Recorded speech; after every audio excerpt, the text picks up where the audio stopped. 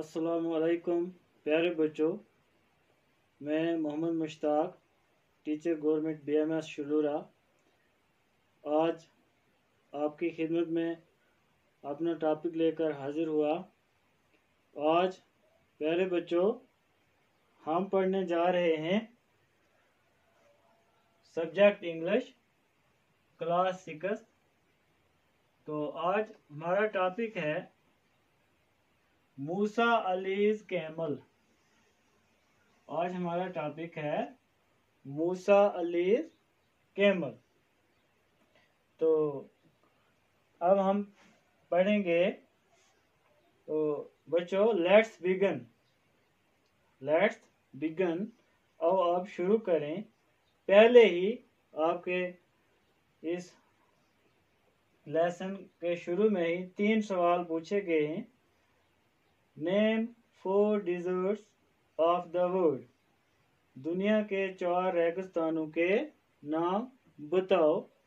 दूसरा सवाल पूछा गया है, find the difference between A hot desert and A cold desert.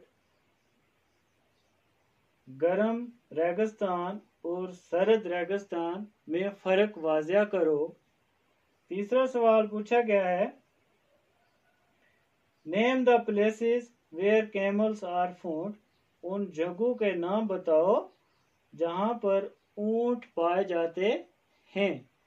तो प्यारे बच्चों, हम मूसा अली की ऊंट के बारे में पढ़ने जा रहे हैं। मूसा अली की ऊंट, मूसा अलीज कैमल, मूसा अलीज ऊंट। तो पहला सवाल जो आपके सबक में पूछा गया है वो है, name 4 desert of the world. तो पहला हम 4 डिजर्ट के नाम लिखते हैं इधर। Sahara desert, Arabian desert, Arctic desert, Australian desert. तो दूसरा सवाल प्यारे बच्चों जो पूछा गया है वो है, name the places where camels are found. वो जगह बताएं जहां पे ऊंट पाए जाते हैं। आप वो जगह बताएं जहां पे ऊंट पाए जाते हैं। प्यारे बच्चों ध्यान दें, 2 types of camel are found in different parts of the world. 2 किस्म के ऊंट दुनिया में पाए जाते हैं। एक किस्म है अरबियन कैमल। अरबियन कैमल की जो किस्म है वो कहाँ रहती है? Can found in north Africa. वो हमें नॉर्थ अफ्रीका में मिलती है एंड द मिडल ईस्ट। और मिडल ईस्ट में हमें ये नस्ल जो है ऊंट की मिलती है। जो दूसरी किस्म है ऊंट की वो है Bactrian camel. The Bactrian camel lives in central Asia. ये जो है ये सेंट्रल एशिया में पाई जाती है। दूसरी किस्म ये बक्टेरियन कैमल की दूसरी किस्म। तो बच्चों आगे पूछा गया है, find the difference between A hot desert and A cold desert. के गर्म रेगिस्तान और सर्द रेगिस्तान में फर्क बताओ।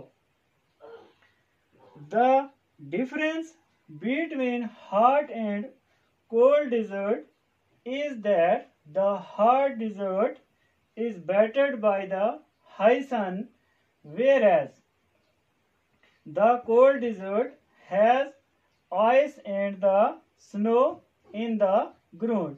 जो hot रेगिस्तान है इसमें धूप की तपश ज़्यादा होती है, और जो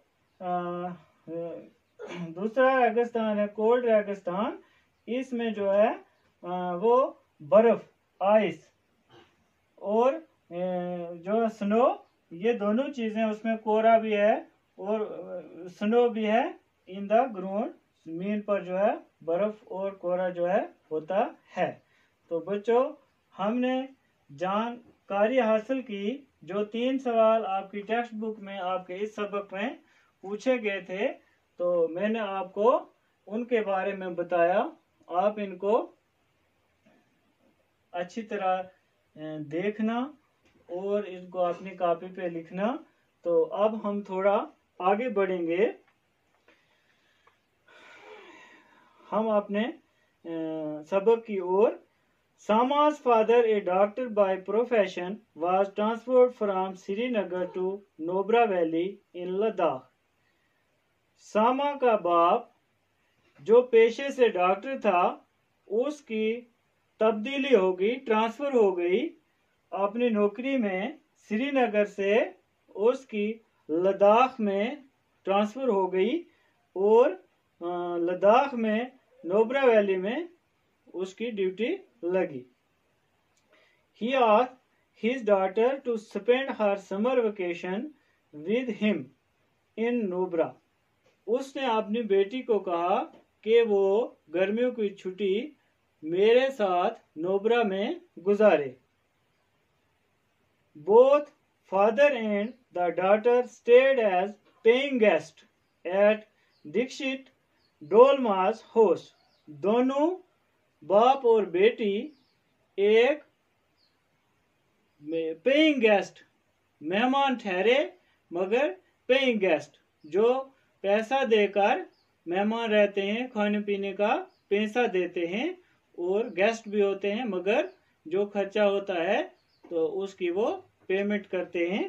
तो वो एक घर में मेहमान ठहरे डोलमा के घर में। डोलमा के घर में दोनों बाप बेटी डोलमा के घर में पेइंग गेस्ट जो है वो ठहरे। सामा and Dolma became friends at very first sight, and therefore Sama asked Dolma to tell her something about Nobra.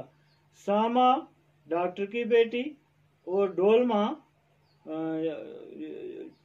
जो जिस घर में वो पेइंग गेस्ट थे उनकी लड़की सामा and Dolma became friends at very first sight. वो एक ही नज़र में बहुत जल्दी दोस्त बन गई।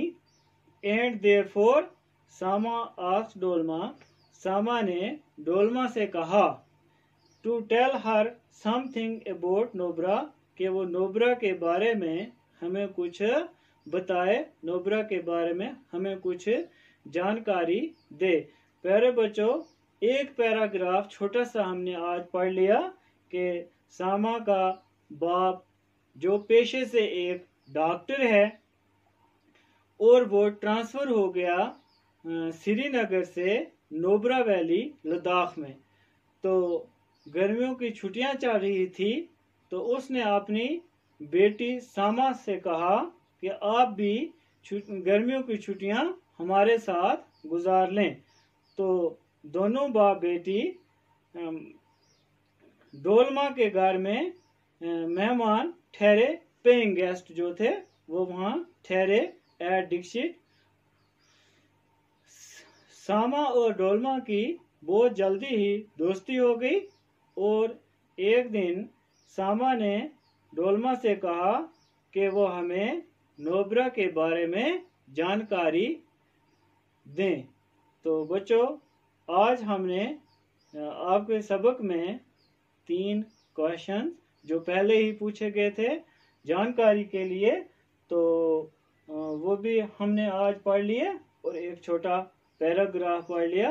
प्यारे बच्चों, इसको आप अच्छी तरह ध्यान दें।